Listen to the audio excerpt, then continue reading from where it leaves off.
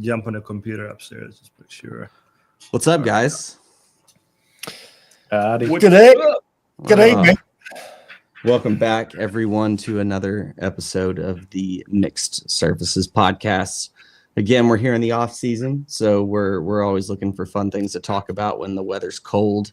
I know, Aria, where you and Jason have been, it's been pretty snowy and not too fun, right? It's been nice here. No. I haven't had to ride with pants on except for once. So You don't wear pants when you ride?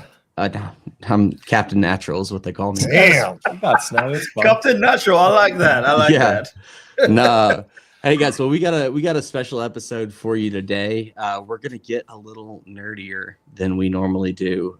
You know that the quality of content that Jason and Aria and I bring is not always the most technically sound, but we try our best. But we figure we know the right people, so we're bringing on a little bit of talk about suspension today. What you should know about it, you know, how you should talk to your bike shop about it, and we're doing that with an expert here. We got Justin Swede. Swede is what he goes by among some other names. He is, I think I'm going to dub you lead innovator in the back of the house there at Flat Tire Bike Company.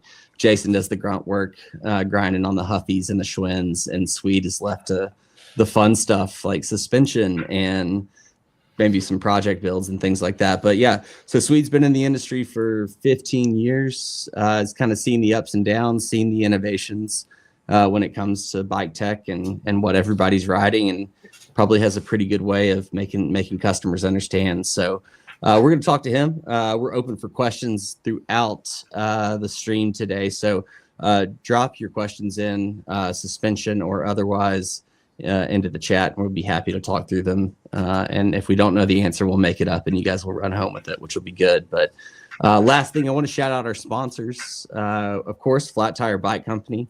Not only do they help us out and help the community out by getting them out on cool bikes, but yeah, they're donating 2 of their best employees to the podcast today, which is always good. 2 of the 3. Yeah. And then, of course, World of Bikes up in Iowa City. Go there for all your fat tire bike needs. You guys got snow and ice up there, so it's time to get a fat bike and nice get shirt up there. Graham. Oh yeah, World of Bikes. That's World a of nice Bikes. shirt. Yeah, I got it all right here. And then, of course, Real and Nutrition, Olive oil. And then we'll be bringing on some other sponsors that we'll be announcing here soon, I think. But should we get into it, boys? Yeah, I'm ready. Nice. Well, Jason, I did a bad intro. Why don't you kick us off a little bit? So, Swede, what's your biggest suspension problem that you see come through the shop? Like, what's the main thing people are coming in looking for? I would say proper setup. What we see mostly is probably just, I guess, a lot of people are intimidated and don't really fully understand what all your dials and things like that are doing. But like what we're trying to do at the shop is just, I guess, get that good baseline with sag, and then get people set up from there. Getting that spring rate right is going to be the biggest thing, and then from there we can kind of start messing with clickers and moving those dials in order to get people and get that suspension, you know, how the customer would like it to feel or perform. So, yeah.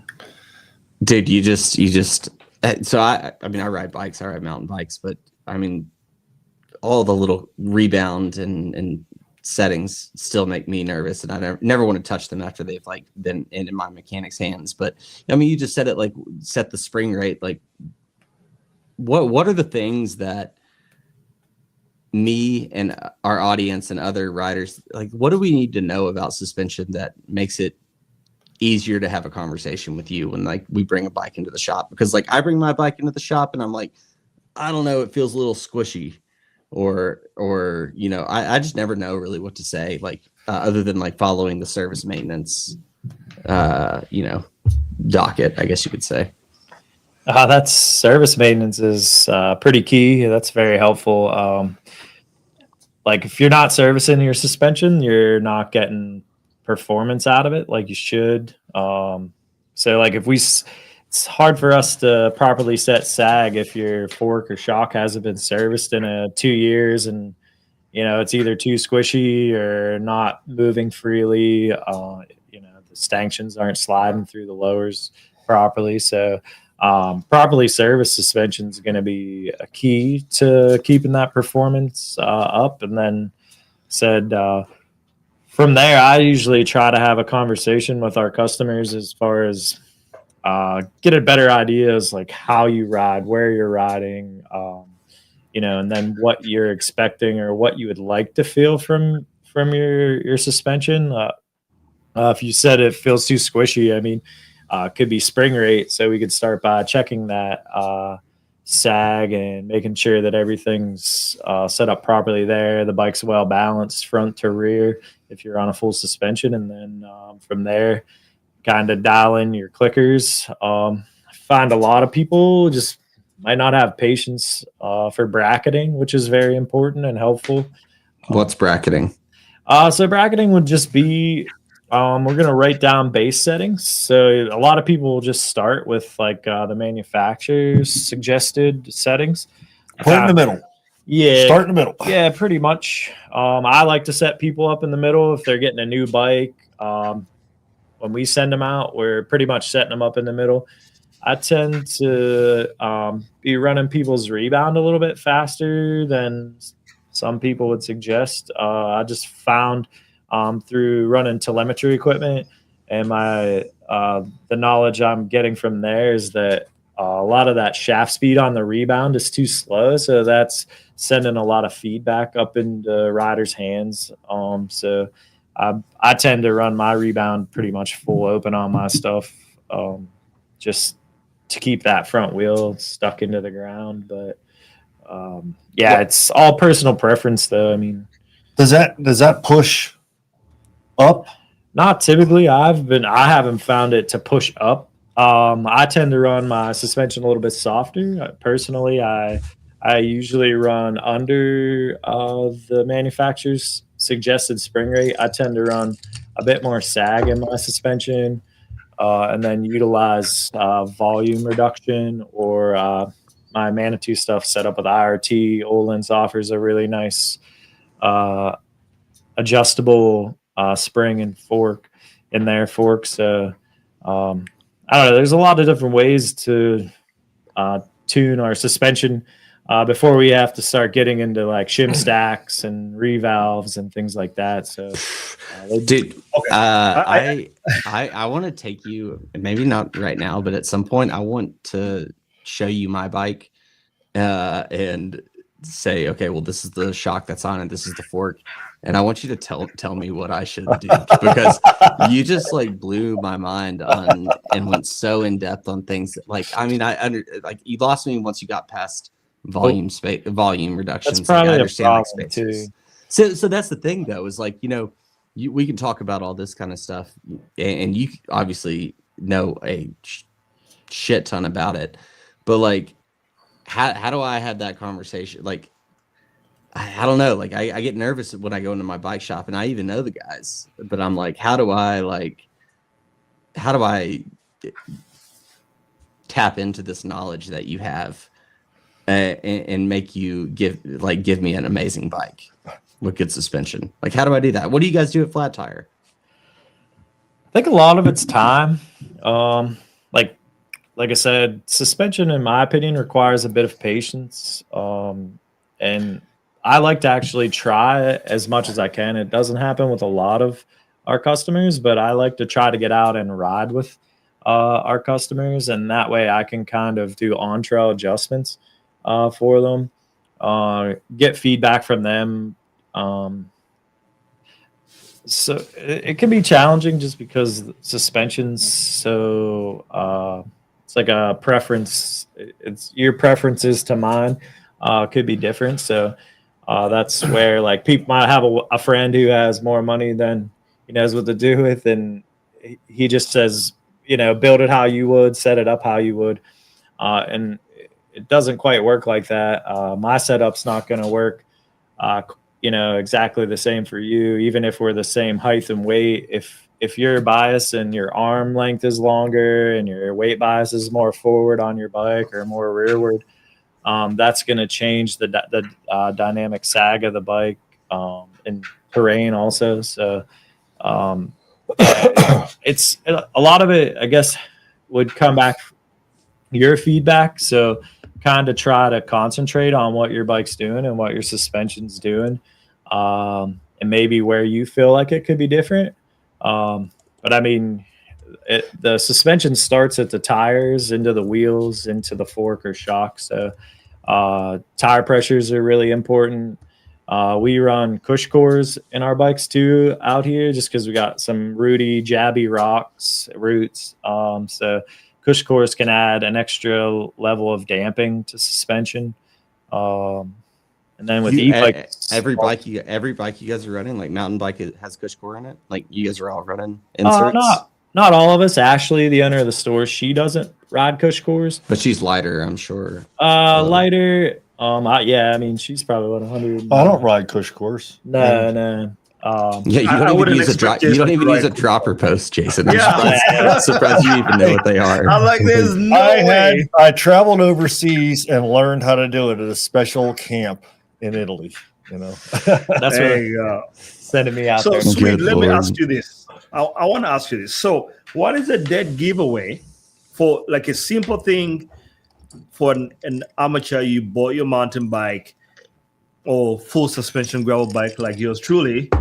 What's a dead giveaway that, all right, I need to get this a little bit more fine-tuned? Are there any weird signs? I mean, so you're talking, did you say you have a full suspension gravel bike? Yeah, or full suspension, cross country. What would be, So you got to look at, I would say, so I'm running, all my bikes are 150 travel and up, even my hardtail. So I'm running trail bikes, just like to ride bikes and have fun. I come from a BMX background, so like I don't really race. I might do an enduro or a downhill race here and there, but I'm not serious about racing. I just ride my bike for fun. So like I said, I want my suspension to be as plush and as supple as possible, but you go to someone who's 140 pounds or whatever, and they're riding cross country, they need a more pedaling platform from their suspension. So, and you're also running 80 mil, 120 mil travel on those bikes. So it's kind of, it serves the same purpose, but it's a little bit different in setup. Like I said, it's going to vary from person to person and bike to bike. He always told, and this is what really taught me something. When I went over to Italy, he told me to look at the indicators on your stanchions and on your shock. Look at that little ring that goes around one of your fork legs or something. He's like, you want that ring to be either at the bottom of the shock or at the top of your fork whenever you're done with a ride. So I worry that I go too far because every ride it's at the top or popped off the bottom.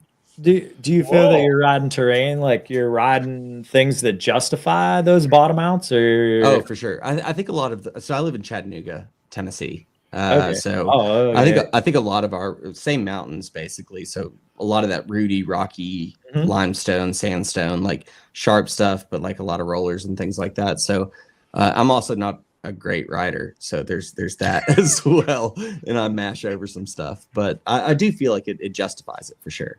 I'm not riding like it's not like Iowa City. No offense, Uria. No, non-teching, man, non-teching.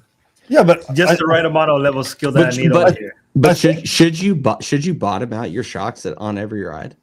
I mean, I don't, but yeah, I mean, I don't think it's a bad thing to bottom your stuff out. Personally, I feel like people will set their suspension so that they're not bottoming, which isn't the way to go. I mean, like that's why I asked. are you hitting terrain that you feel justifies a bottom out? And if you're going off 4 or 5 foot drops and bottoming your bike, then that's fine. Like, unless you're hitting, hitting bottom out, 60 times a ride, then I'd say you're doing well. Yeah, I guess I just never know. I don't know when it happens. I know it does happen. That's a good thing. I mean, the technology in these suspension components is insane now, man. It's it's, if you feel bottom out, you're you're pushing probably hurting. Yeah. Well, I haven't broken a wheel yet, so saying that I'm if I haven't broken a wheel, I'm in a good spot. That's the way I look at it. Yeah. And you paid for all that. I mean, you paid for your suspension, so that's what I was always taught. You're paying thousands of dollars for a bicycle with suspension components. So if you're riding it around in 50-60% of your travel, you're only using that much, then we need to make some adjustments and get you deeper up into the travel. That's I picked up some BYB telemetry just early last year. I haven't had a ton of experience to use it, but the times I have used it, it's crazy to see how high in the travel we ride mostly. I mean, what do you mean by high in the travel? So you're using 30 to 40% of your fork majority of the ride. You're hitting bottom out twice on your ride. Okay. And that could have been the terrain we were riding, just the local stuff. But the telemetry is really teaching me a lot about just how to get people using more of their travel instead of once a ride or whatever. See, those comments there, that really resonated with me whenever he told me this a couple months ago. You're not, you want to use all the travel that you paid for, right? And I was always wondering, I want to leave a little bit at the top because I didn't want to bottom out, and I always rode a harsher bike. But yeah, that's logical. So if you guys could tell a customer to say okay, they buy a mountain bike, you're going to want to see them in 30 days, especially if they buy a nice mountain bike, because you want to make sure that, drivetrain set up, brakes are broken in appropriately. What are the maybe 3 or so tips that you could say to where that way when they come back, it's because it's beyond just the question about the basics of the bike, but we're getting into suspension. What should they be looking out for? Is it, my O-rings only go down to 70%, or I'm blasting them off the bottom and the top every single time. What do you guys offer? Or what should a customer do? So I've been in making investments into so Slacker. They have a really sweet setup for real-time sag setup. And what I'm learning all this stuff just because I geek out on my free time. I'm watching Roselman on YouTube and all these guys who are just complete nut jobs when they're insanely smart. I think what's his name? The dude from Vorsprung is an insanely smart and knowledgeable person as well. And these guys, that's the guys I'm learning from. They're geeking out pretty hard on this kind of stuff. But as far as getting back to the customer, it is nice to see them come back. We've been selling quite a few e-bikes lately. And our customers are putting bigger suspension on them,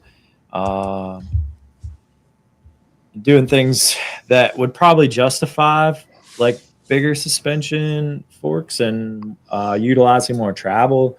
A good customer of ours put a new Fox Factory 38 on his bike, and he brought it back in, and I noticed his O-rings, he's probably setting at 75% of his travel, and just wanted to have a conversation with him, hey, did you move your O-ring? Is that where it was setting from your last ride? Where did you ride? Do you think you should have bottomed your stuff out? And he made the comment that, his fork was feeling a little harsh. He was having a hard time to getting it to, bottom out. And so I'd noticed that in some of the Fox suspension, some of their bushings were a bit tight, and they were creating causing the stanchion to bind, and it wasn't allowing the fork to telescope fully. And so with the Lab 7 stuff that we purchased at the shop, we're able to resize those bushings and get those stanchions moving more freely through the lowers. That's it cool. Just opens up a lot of small bump sensitivity and allows that fork to work through the damper. And I'm kind of new to it all, so I'm still learning. So any feedback I can get from customers is very helpful to me to help learn. And so in that instance, we were able to get his fork feeling how it should have felt out of the box for a $1,200 suspension fork. His damping was wide open. He had his high speed and low speed damping the whole way open. So there was clearly something going on beyond like the yeah. And we set his sag. His sag was set properly, but he's still like, even with me, I was just purposefully trying to bottom the suspension, or at least get it to move through more than 70 to 75% of travel, and it just wasn't happening. So that's when I was like, hey, can we pull those lowers off that fork and just run the sizing tool through there and resize those bushings for him. And it ended up really helping that, bringing that fork to life and allowing it to work how it actually should. So it's pretty cool. It really works. I've felt the bike before and after, and it, for someone that's not a nerd on suspension, it really made it. I mean, you go from feeling like you feel a fork and think, oh man, brand new fork, this is great, but you go from feeling that you could kind of tell if you're thinking about, there's a little bit of stick maybe, right? And then you go after that, and it's like it's just like butter the whole way through this truck. That's what I find with suspension and tire pressure is that I know it's not good, but when it's wrong, but I really don't always know what to do. And then I get lucky and I figure out the settings and it feels amazing. Yeah. And like, I wish I just had a little guardian angel, like Swede, you should just like be on my shoulder being like, hey, drop the pressure, up the rebound a little bit, Hey, well, switching gears a little bit. So Krebs Cycle Calamity dropped in a question. So looks like has a background in BMX and BMX vert. So knows how to jump, knows how to pop, but just started riding mountain bike, and the gravity stuff is scaring him a bit because he's getting bucked into the dead sailor. So he's wondering if there's too much rebound. Maybe Swede. What are your thoughts? A guy coming from rigid bikes knows how to jump, but like, there's a technique difference in how to jump a suspension bike. But yeah, what are your thoughts? I would say maybe low speed compression in your front fork if you have that adjustment. Maybe a low speed compression in the front to keep that bike setting more evenly into the jump face, or even maybe open up your low speed in the rear. Try to get the front and rear a little more balanced. It sounds to me like maybe your rebound on the rear could be a touch fast, but to me that just indicates maybe that the forks maybe diving a bit, and the bike's when you're pushing into that jump face, the fork's going deeper into the travel than the rear shock, so it's causing you to be a little imbalanced off of your jump face there. So like if you add some low speed compression into that fork, it should hold that fork higher up in the travel and allow your bike to go off a jump face a little bit more evenly. That would just be a guess, but like yeah. Okay. Swede, in a layman's term, please tell us what rebound is. Layman's term. For a guy like me, I love to ride bikes. I'm terrible with bike terminology. But I feel like after having all this conversation, we've been talking about suspension in the last few episodes, and I'm like, I need to make sure that all my bikes are tuned perfectly. But obviously, you have to know some of those words, and stuff. So please, what is rebound? That's going to be the speed at which that suspension component returns to its sag, to your sag, and like where your sag would be set. Too fast a rebound is going to cause the bike to maybe be more pogo-y, like Jason was saying. You might get a little more feedback into the hands. Like Rebs said, it might buck you too. But I find often that, rebound, to me, I set it pretty fast. I mean, I am really fast. I need fast to set. No, a rebound is just how fast that that suspension component wants to rebound back to or go back into its sag point. So, and that's all going to be determined on your spring rate. Like spring rate affects rebound.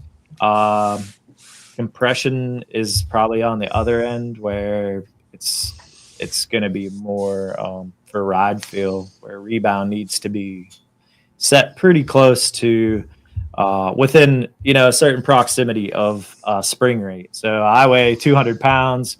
I don't know if you weigh 150 pounds, you're running less spring rate, so you probably are gonna end up running less rebound, or a little less rebound, just to get your stuff to go back to where it should a little faster. So you mentioned two things: spring rate and sag. Please enlighten me on both. So sag is determined by your spring rate. Body weight and bike weight and things like that are going to come into effect in determining sag. So we need to set the spring rate. So whether that's through an air spring or a coil spring, and I would imagine you guys know the difference between a coil and an air sprung suspension component. And that's kind of the nice thing with air, is it's really adjustable down to the pound, where coils aren't quite as adjustable. But Sprindex makes a pretty awesome coil spring that's adjustable in spring rate, that helps us really dial people's coils in. So usually when you're in go ahead, Jason. Well, for sag is basically you're setting that level of pressure that you want to run in your shock area. So if you've got, I don't know what you run in your shock, but if you're running like I run like 75 or 80 pounds or 85 pounds in my fork in the front, and 180 or whatever it is, or 150 or 160 in the back. And what you do is you get on the bike and you kind of get the suspension loosened up, and you sit on the bike, and just with your body weight, you should be using a quarter to a third. All varies. I mean, a downhill bike, you can run up anywhere from because you have 200 millimeters of travel. Yeah. Whereas if on your bike you have 80 millimeters, you're probably going to be at want to be around 18% sag to 20%. So there's so many different variants. So more cross-country riders prefer more, like I said earlier, a little bit stiffer of a platform. So they're going to prefer to run a less sag, and they have less suspension travel. So they can't, if they run 30% travel on their 180 bike, they're already through 15 millimeters. So you're giving up a ton of your suspension already. Yeah. Both from a power perspective and then also from a suspension perspective, right? Yeah. So I guess you answered it a little better than I did. But in order to set proper sag, Jason gave a pretty good example of that. Let me ask you this: do the tokens affect your sag, and what is a token? Yeah, I was gonna say, what the heck is a token? Are we winning? It's like a volume spacer. Yeah, so volume spacers necessary. I mean, they're not necessarily going to affect your sag. Okay. They're going to affect the progressiveness of the spring rate. So tokens take up volume in that leg, so it creates more of a ramp The more tokens you have, the faster the fork wants to ramp. They call them RockShox calls them bottomless tokens. They're just designed to create a different spring curve. It's pretty cool. If you had a dyno, you could really see like with getting to go to Olin's and some other suspension like heavy shops, they have dynos that they'll actually show you, and you can find those charts on Fox and RockShox too, as to how adding a token will change progressiveness in a fork. And that's the thing though, is like you have a 150-pound rider who doesn't ride super aggressive. They're not hitting big drops. So they sometimes might have a hard time achieving full travel with no tokens, with a really linear spring rate. But then I ride with guys who are 150 pounds who are boosting, 15 feet off of a tabletop that I'm going 5 feet off of. And when they're landing, they're using all their travel. So in order to prevent those guys from bottoming out, we can introduce those little tokens into the air spring to help give them a more progressive spring rate. And that might be something for the guy who he had made the comment too, is he may want to check that out if he's not running any tokens in his fork.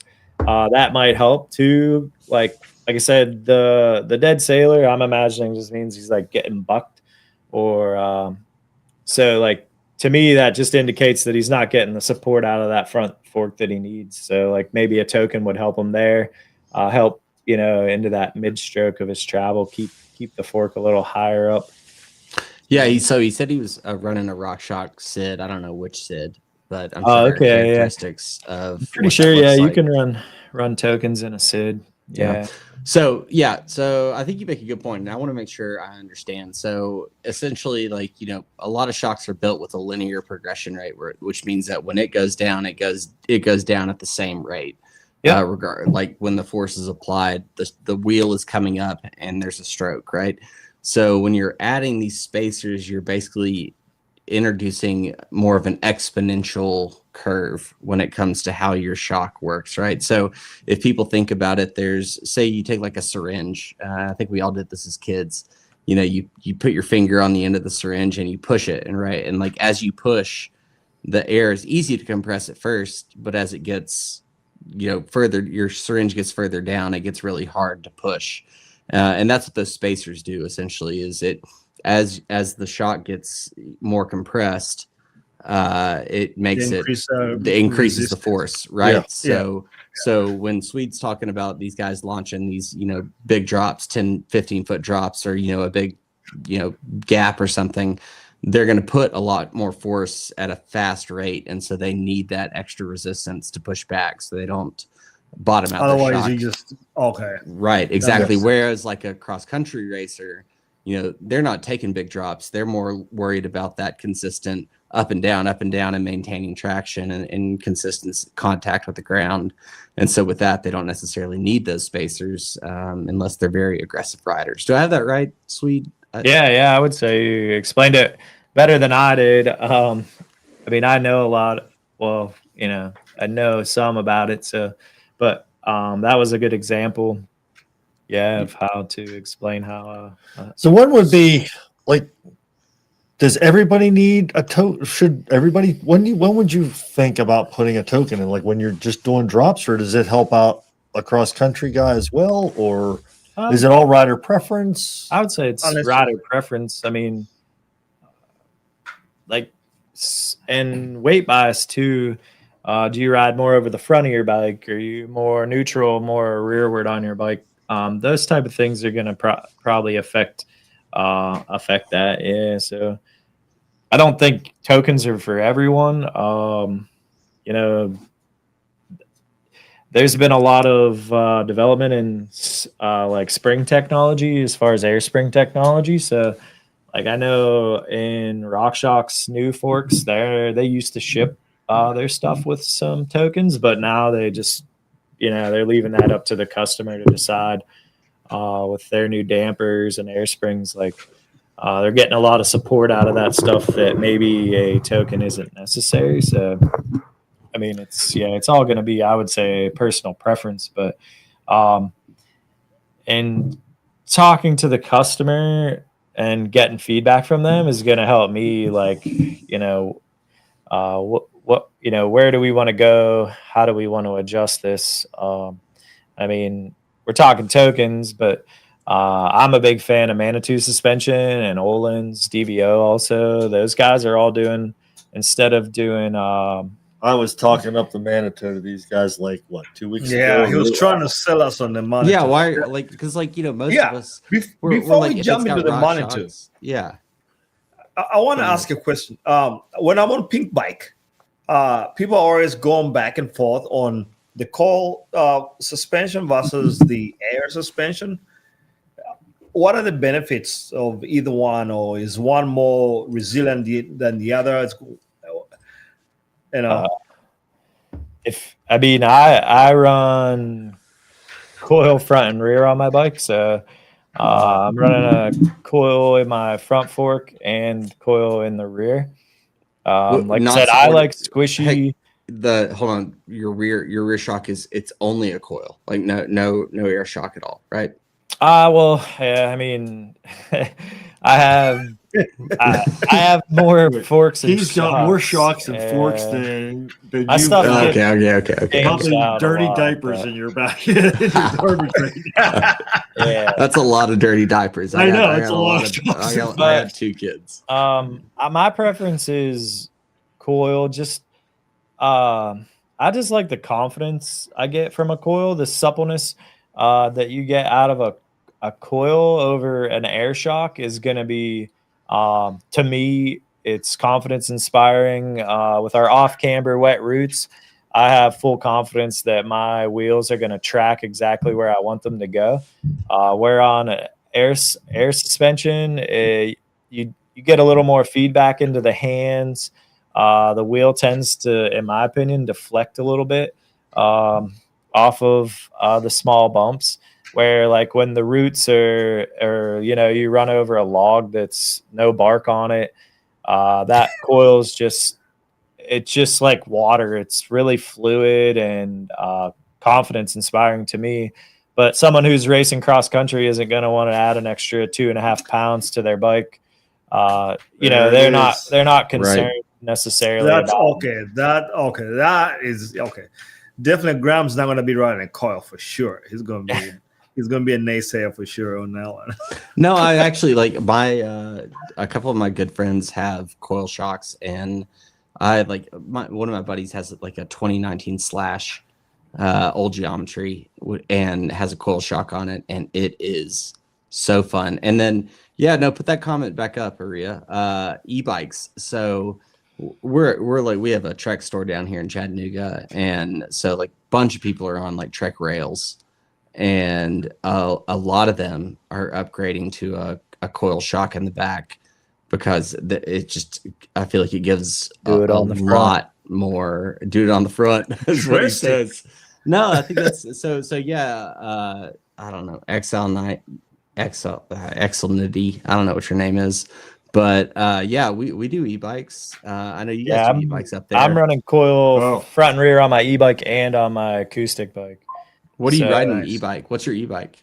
I'm running a Rocky Mountain Altitude, but I have it swapped to Mullet, and it was an Instinct, but I swapped it out to the long travel so I could run a Fox 38 with a Vorsprung smash pod in there, and then just running a Fox DHX2 on the back of it. It's pretty sweet. How much travel is that? It's 170 front, 160. Dude, you're mashing over stuff then. Clobbering it. I mean, it's like, for me, the Dynami 4 is really powerful in that bike. So an extra 2 pounds on a bike that's already 52 pounds is like, I'll take it. Yeah. The confidence that I get out of coil, it's awesome. And like I said, it's even more welcome on my my Starling that's not 55 pounds. It's still a heavier bike, but heavier bikes tend to track better and just, in my opinion, ride a little bit like ride better. Sure. I prefer that feel for a bike. So for an e-bike, like your typical, 150 to 170 travel e-bike, which are like the popular e-bikes among the big brands right now, right? Like, what is the first upgrade you would make? Like, would you do the fork first? Would you do the rear shock first? Like, what would you do? Fork for sure, because it costs more money. Gotcha. I mean, that's the thing. So I've noticed from riding acoustic bikes to an e-bike, is that an e-bike is less affected by that stiction that you're getting from an air fork or shock. So it rides almost more like a dirt bike. I think I have a couple buddies on Amflows that they've made comments that maybe their Amflows don't track quite as well through fast, high-speed chattery stuff, because those bikes are a bit lighter. So like I said, I'll take a 35-pound acoustic bike or a 55-pound e-bike, just in that confidence that I have. It's nice to plow through a section of roots or off camber roots, or even off camber turns. Like, my bike's stuck to the ground. I'm full tilt around corners just because I know I'm very confident and comfortable with my equipment. So I mean, but shock's affordable. The fork is more expensive. You can upgrade dampers in the fork too. That's an option that's a little more affordable. These bikes are coming with like a Zeb on it. You could throw the new RC2 damper in there, RC3, I'm sorry, in there, the new damper from them. Hang on real quick. What's the difference between the damper and the spacer? Damper is actually what controls. That's going to actually control the fluid movement, like the oil movement, right? Yeah. So, yep. No, say it. Go. Well, the damper's going to let the fluid movement go slower or faster, whereas the spacer is how much air how fast the air pressure builds up. Am I right? Yeah. So token's going to affect spring rate. Your damper is going to inevitably, I guess it all affects ride characteristics, but that damper is going to affect how fast the fork is allowed to compress, how fast it's allowed to rebound. So we're utilizing the damper to control the fork through its travel. The spring rate holds you up. And the spring, coil spring or air spring, that's meant to support you, and then the damper is meant to control that spring and how it reacts to input from the trail and the rider. So go ahead. No, it's a pretty important part. I know on some of the gravel stuff, I know like on Fox's gravel fork and RockShox, like, you're pretty much in even the Cane Creek gravel stuff. You're pretty much just riding on an air spring. As far as I know, there's not much damping involved in those forks. So like, it's just there to take the sting out. Yeah, not necessarily. Well, you opened up another question I would ask, but since we're on the topic of e-bikes, so they're putting the Zeb on like a lot of these bikes. Are the factories setting up these forks to account for the additional weight of the e-bike, or is that something that like we need to look out for? Like, if I buy a rail, or I buy a Heckler or something, do I need to have the shop take a look at that and make sure that it's set up correctly, or are these bikes like set up to handle the weight of the additional motor and battery?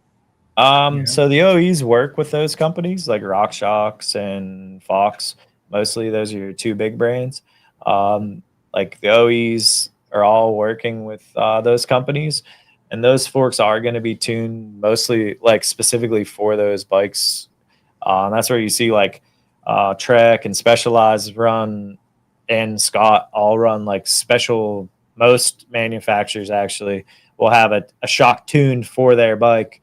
So like Foxes, the 36, and I think the E-rated 36 and the E-rated 34 run a thicker stanchion, so the upper tubes are a bit thicker, so there's less flex, it's more stable on a heavier bike, and then so you're running different air springs and stuff like that. Just from working on the stuff and buying the wrong air springs, I've learned that there's some differences. And then we're starting to see as well too, some manufacturers are requesting a inch and a quarter to inch 1.5 as a standard steer tube. Now we're seeing inch and a half to 1.8 to add stiffness for the that added extra weight we're riding these bikes pretty aggressively, so, like hard. So right, that's the I thing. can see it. It's pretty annoying when you're working on something and you just assume it's going to be a 1.5 because that's what steers have been for the last 10 years or 8 years, and then you buy headset parts and they're the wrong ones. But yeah, we're learning. Didn't run into that at all. Yeah. it just I mean, I don't know. I can see it for big guys, 250-pound guys, 300-pound guys on e-bikes. I mean, I can see that, but makes sense. Hey, Graham, have you ever ridden an e-mountain bike in the woods at all? So no, I've ever ridden a flat bar e-mountain bike. The only e-mountain bike that I ride is it's got that tributary. So that's a drop bar. But how much trouble do you have with that thing anyway? I forget. I got 120 on the front. 120. Yeah. Okay. But dude, I bashed the shit out of that bike. I'll ride it over anything. That's one of the coolest bikes out there. But no, I mean, Jason, like I similar to where I think you guys live. I don't know your trail systems at all, but I really would like to have an e-mountain bike because I mean, I have 30 to 40 minute climbs everywhere around me. And it's nice to be able to crush right up those. And I could do that on the tributary. I just can't go back down because I can't take those drops on a drop bar. Right? I told you guys before I tried that salsa notch a couple weeks ago. Yeah.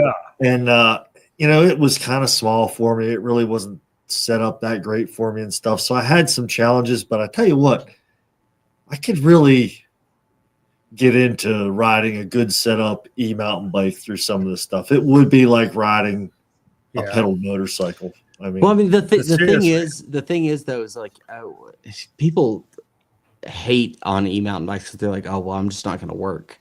My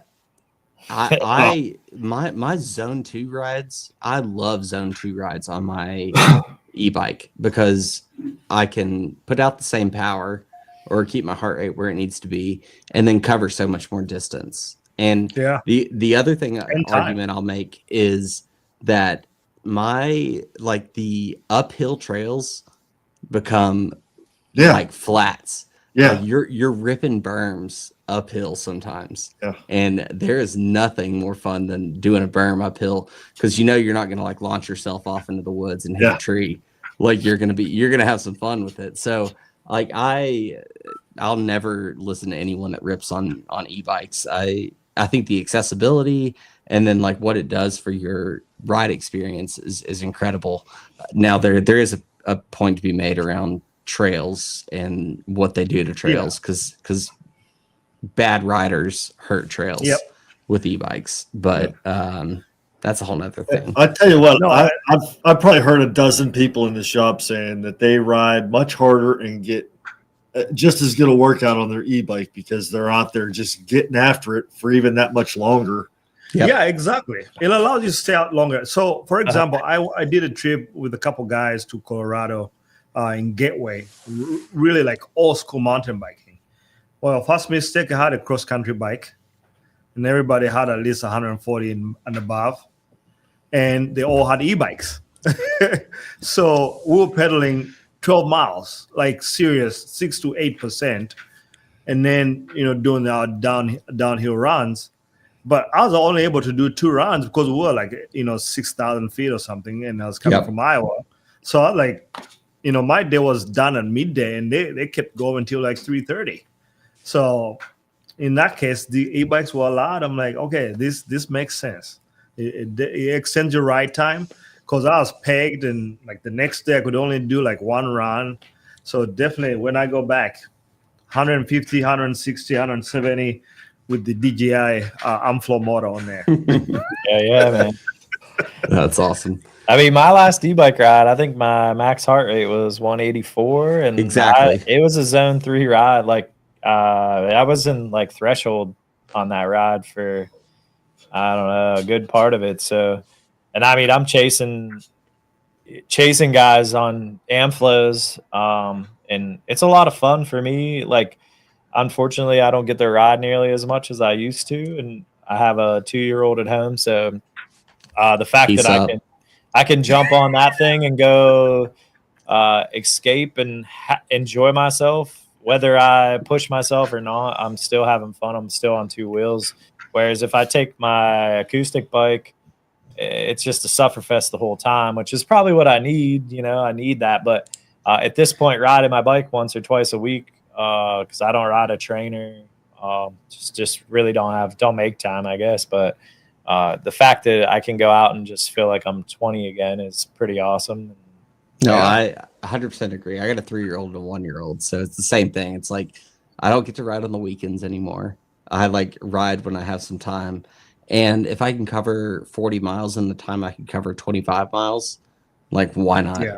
Why not go do Absolutely. that? So you're still, and you're still getting a workout, man. You're spinning your legs.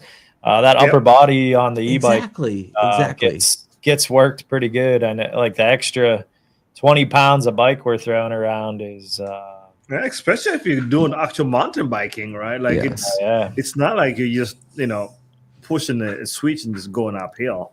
Hot take. I think I've said this before, maybe not live, but I am really considering putting a pair of power pedals on my tributary back here.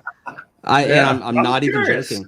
I'm not even joking, because like I can do a zone 2 ride and go explore, but like I could do it with my heart rate. But the problem is when you're on the e-bike, the technical load that it puts on you, because you're riding so much faster and encountering features on the trail at a much higher speed than you're used to, like jacks my heart rate. So I would really like to be able to do my like zone 2 rides and like on my e-bike and know what the power is. And so I think I'm gonna get a pair of power pedals for myself for Christmas.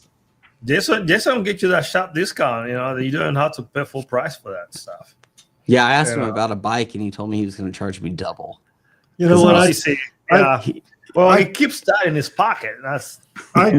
I took some power pedals off of a guy's road bike today while I was servicing it, so I'll just send you those. And do that.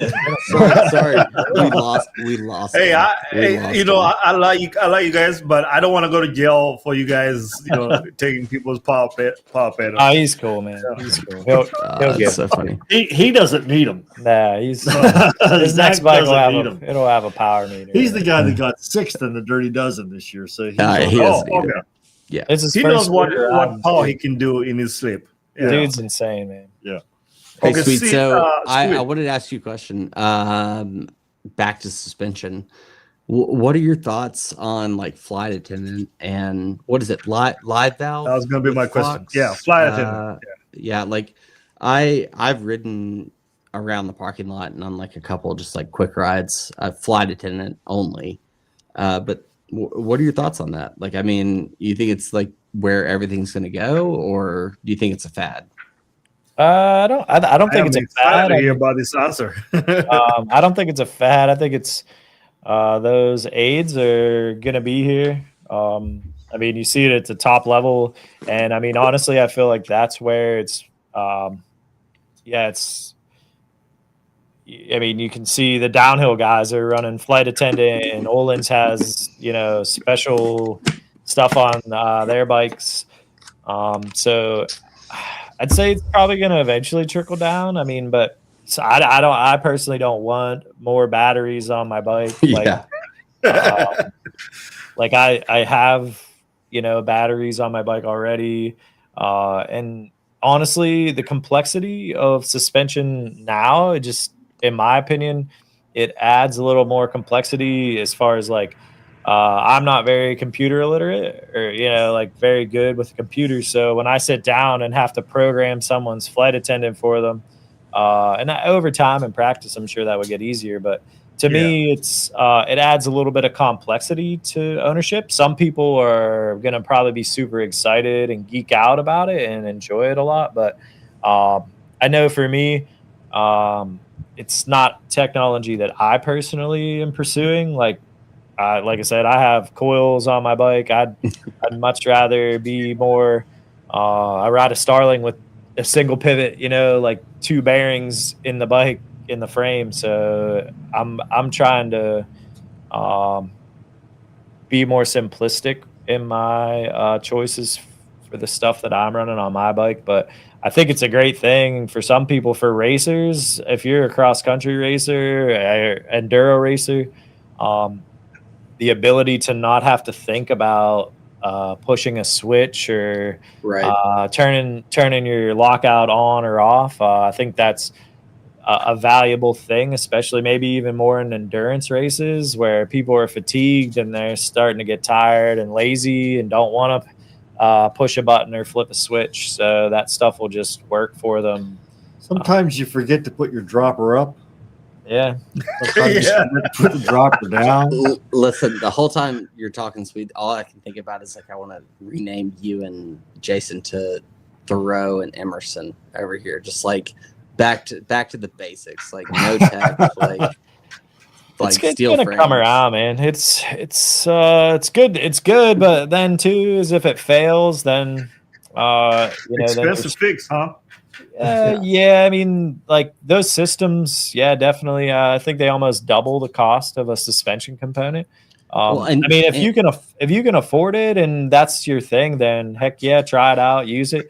Maintenance on it is pretty similar to anything else. Like, so for me as a mechanic, I don't mind it. It's a couple little screws, to take off that actuator on the top or on the shock or fork. But I mean, personally for me, it's, unless if someone gave it to me, I might ride it. But for me, it's not. It's. I don't really think about it when I'm riding my bike to begin with. That's why I run coils. It feels really similar every time I get on it, and that's how I like it. I'm curious, because you were talking about it being like big in the downhill scene and stuff like that. I'm very surprised that we're nerdy gravel racers, so that there have not been gravel forks with flight attendant on it. Yes, in my mind, wait till next year. You're damping there's no damping in a gravel fork though. Like your bike has a mountain bike fork on it, your tributary. Yeah. Whereas if like Fox's, I forget what it is. It's a 32. I'm not 100% sure. Is it the XPLR fork from SRAM? Yeah. And even I could be incorrect about it, but as far as I know, like we sold a lady the new Cane Creek inverted fork, super light and awesome. But nice. Yeah, no damping. You're riding on an just on a spring, like right. So you're not necessarily looking for damping performance out of your suspension on a gravel race bike.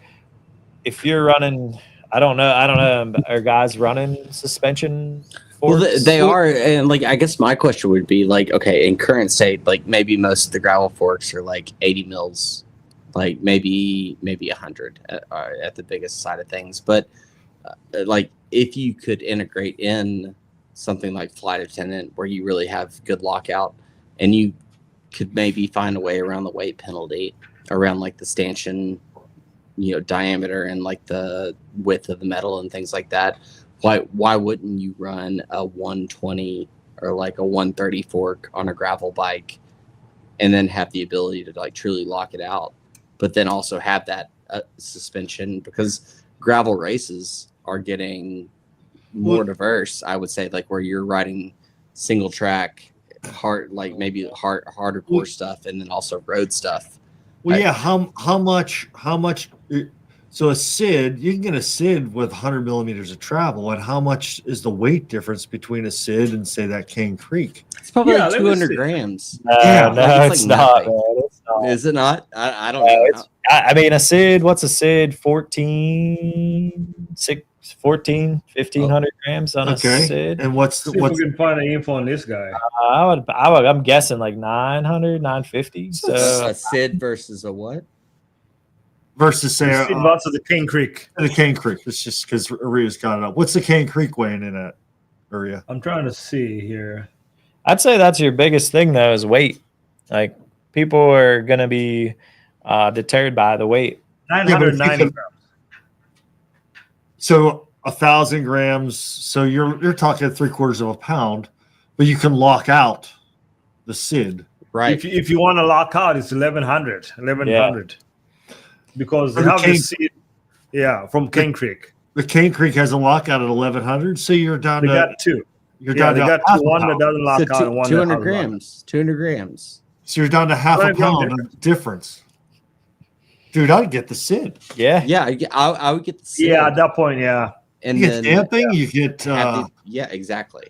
But to Sweet's point, does the damping actually come into play when you're talking about all those micro adjustments and things like that? Like, does it? And the SID too, you're getting tire clearance. Yeah, that's true. Yeah, and I don't know what the clearance is on the scratch, or did you buy this bike off the showroom floor? That's like cost to lace a front wheel to go into your SID to a fork that's going to run your axle standard, on your gravel bike. True. But now, I mean, you're just turning your gravel bike into a hardtail mountain bike. So I know, right? That's the real thing. It's like we're all just like, sounds like you guys just need to start riding hardtail mountain bikes. Which is probably where they're going. I mean, the technology's riding there. a hardtail mountain bike gravel racer. Really? You say you're on full suspension? Yeah, he's on one of those checkouts. Oh, okay. Is it a niner? It's a checkout. It's a 29er 2.2. Yeah. What's your tire clearance? 2.1, 2.2? Yeah, I can go up to 2.2, I believe, for tire. Yeah, 2.2. So what about wheels, man? You guys want to talk about wheels? That's another. That would be another episode. I definitely want to have you back on this. It's an important part of your suspension, though. Like that's what I mean. Stuff all plays into it. That's where I want to get. That's where I want to bring the shop to and myself to, is just like you buy a bike from us, man. We're going to tune everything from your tire pressures, your spoke tension into your suspension. And then Ashley's going to fit you for your bike. That's where I'm really hoping our shop can go. And we don't have anything like that around us. Dude, no one has that. Like, that is so cool to hear. I mean, I really am very impressed, and too bad you guys are in the middle of nowhere, Pennsylvania. No, I'm giving you a hard time, but no, I'm serious, y'all. Like, I mean, if you what Sweet's saying is so few shops give that level of service. Maybe some of the downhill shops like out there in the West Coast, but super cool. And I was holding myself back so much to ask about tire pressure and its relationship to suspension and how it all works. So I'm glad I didn't ask that, but we need to bring you back on, man. That's first. Yeah, we would I want to definitely. Yeah, we should do the tire, the wheel setup. I feel like that would be really good. Be a good follow up for our listeners. We need to bring them on with the real bike. Try out any bird wheels yet? Yvonne, my wife's got him on her mountain bike. Yeah. Why does she have them and you don't? Hey, money. only the best. It's 'cause- Only the best for the wife. Only It's the 'cause best for the wife. He Yeah, spends yeah. an hour and a half every week on a podcast with two idiots. So Correct. that's like his payment Yeah. for. I'm Nah, like, I mean, I'd be, I don't know, I'd be stoked to try a set of their wheels out just to see how they feel. I've had some experience on the Zip Motos and that single ply, like what they call it, ankle flex technology and stuff, and it was noticeable for sure. It was pretty cool, but yeah. Well, we should definitely. take an episode and then have Sweet rank the best wheel sets for off-road and on-road riding, and then we can. Do we have time for one more suspension? Yeah, let's do it. Yeah, because I gotta look up Graham's crash because we gotta show the people before we go. Oh yeah, We I gotta find that. I think we looked Lauren at- sent it to me. we looked at the inverted forks there, and I know motocross went to inverted forks a long time ago. Why hasn't it really taken off yet for mountain? Yes. I think we're seeing it come back. I mean, I'm running. I got a Manitou Dorado that's inverted. The Fox Podium, the Push's new fork is. There was some maybe some leaked footage that Cane Creek was going to release a mountain bike. Does Yvonne inverted. still have her Ren? Does Ren? Yes, she still has her Ren. Yeah. The Shrimp is that the RockShox? No. Oh, the no, Ren. that's priority. Yeah. I That's got a priority one, and that's also an Invot. And she likes Intend it. also makes inverted suspension forks. Intend. Yeah. They make them. I mean, it's a bummer. There's so many good suspension companies out there that just the marketing that Fox and RockShox have. It's a bummer because everyone's on RockShox or Fox because that's what the OEs are speccing and that's what's blasted in your face all the time. I would like to see. I love my Manitou stuff. I was talking up the Manitou to these guys. Yeah. And I mean, the cool part with it is you buy one of their forks. It's not only is it lightweight, but it, in my opinion, offers more rigidity and stiffness, not necessarily rigidity, but versatility. Yeah, I mean, I love those forks to sell customers just because you're making that $1,000 investment into a suspension fork. And then next year, 2 years down the road, you get a bike that's short travel or longer travel. And Manitou allows you to, without any cost of buying a new part or anything like that, just to swap that travel. I mean, I'm swapping my Mezzer back and forth from 150 to 180 travel or 170 travel. See, Aria, this is what we need. This is your next bike. We need to get you a bike that we can. And this is what we were just talking about today. If we can get you to come in to get a bike, and we can set your bike up that you can, with just swapping a fork, you could be a cross-country racer one weekend, and you can be a gravity downhiller the next weekend. Oh, I need the arm flow, that's for sure. Yeah.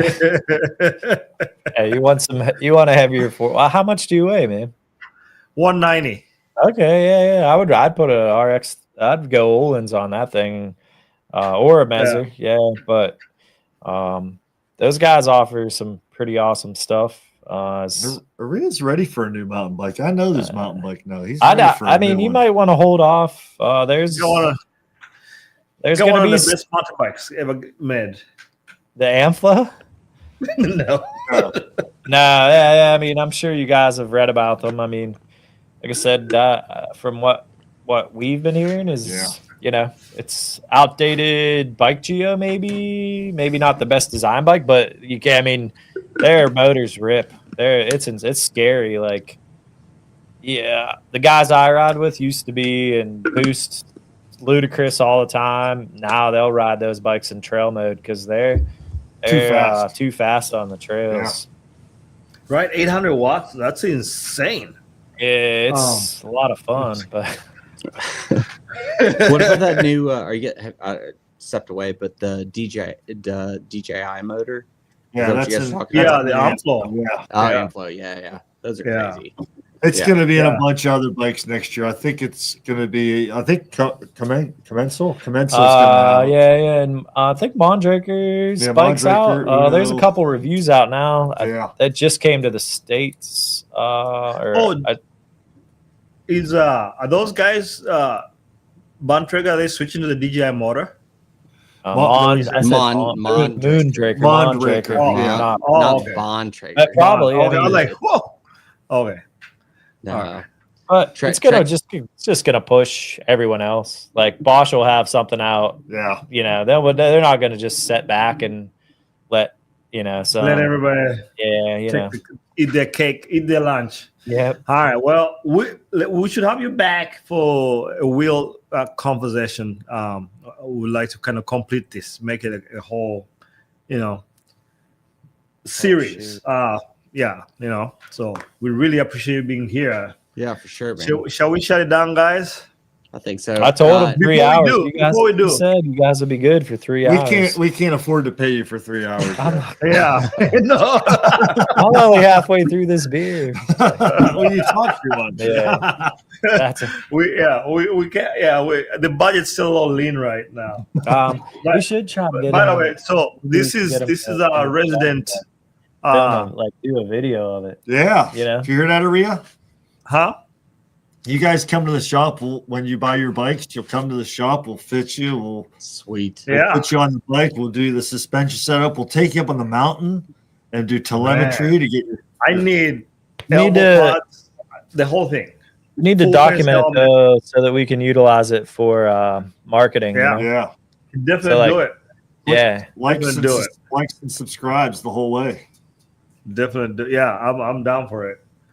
Let's watch one of our hosts here. I'm not gonna name names, guys. Just somebody. Yo, what year was this? I'm not gonna name names here. I'm just gonna. Drop bars. Oh, what? Drop bars. What happens here? Oh. Push the front a little bit there. That root. No. That's what you were talking about. Yeah. That's what took him out.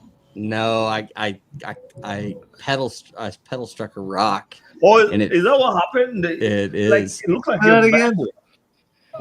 Watch. Go back. Where'd you guys find? Look. Boom. Yeah, that was a Right pedal. there. It was a pedal strike on either a root or a stump or something. Yeah, there. you know what the worst Yeah, part there was a little was? root there. Do you know what happened in that crash right there? Innocuous crash. I broke my frame. What?